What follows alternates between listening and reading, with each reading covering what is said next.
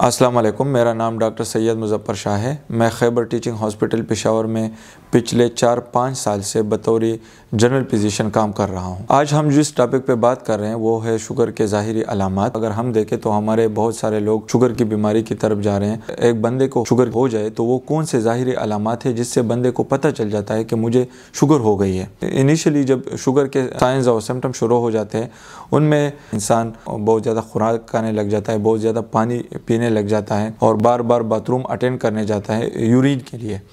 और कभी कभी ऐसा होता है कि इंसान के बंदे की वेट लॉस भी शुरू हो जाती है, वज़न कम होना शुरू हो जाता है।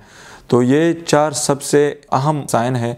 इनमें से 1-2 भी हो तो वो इस बात की तरफ इशारा है कि हमारे जिस्म में शुगर की बीमारी शुरू हो गई है। सबसे ज़रूरी बात यह कि अगर उस बंदे की उम्र 40 साल से ज़्यादा है और वो ओबीज़ भी है, उनका वेट ज़्यादा है और उसमें इन 4 अलामात में से कोई एक भी अलामत ज़ाहिर हो जाती है तो वो इस बात का इशारा कर देती है कि शुगर का मरज़ आपको लाहिक होने वाला है। तो अगर ऐसी अलामात आप में ज़ाहिर हो तो सबसे पहले आपने क्या करना है? गाइडलाइंस के मुताबिक आपने सबसे पहले अपने लाइफस्टाइल को बदलना है। लाइफस्टाइल बदलने में 2-3 चीज़ें इंपॉर्टेंट हैं।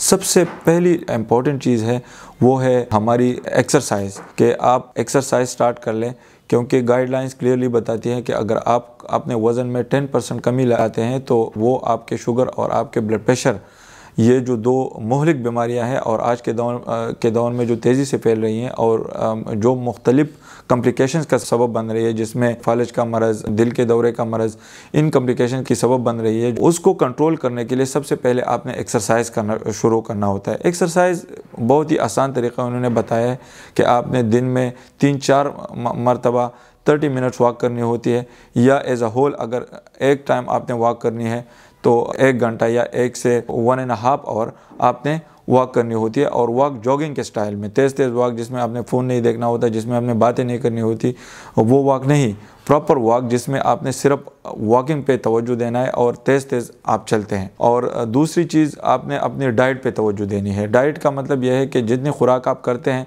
आप अगर उसको मतलब प्रॉपर्ली उस सांचे में नहीं डाल सकते, लेकिन उसको आधा करना है आपने।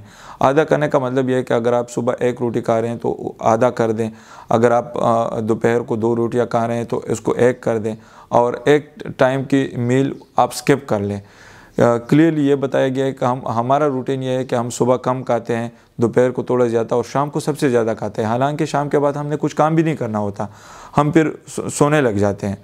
तो अगर आपने कुछ काम नहीं करना तो फिर खाना क्यों इतना खाते हैं? नाश्ता अच्छे तरीके से करें, दोपहर का खाना अच्छे से खाएं, क्योंकि उसके बाद आपने काम करना होता है तो जो चीज़ आपने इंजेस्ट की होती है वो एनर्जी की सूरत में यूटिलाइज़ हो जाती है। लेकिन रात का खाना जो सबसे ख़तरनाक चीज़ है वो ये है कि इसके बाद आप खा के सो जाते हैं तो बहुत सारी बीमारियों का सबब बनते हैं। इसमें मैदे की बीमारियां भी आती है, शुगर भी आती है, ब्लड प्रेशर भी आती है, बहुत सारी चीज़ें।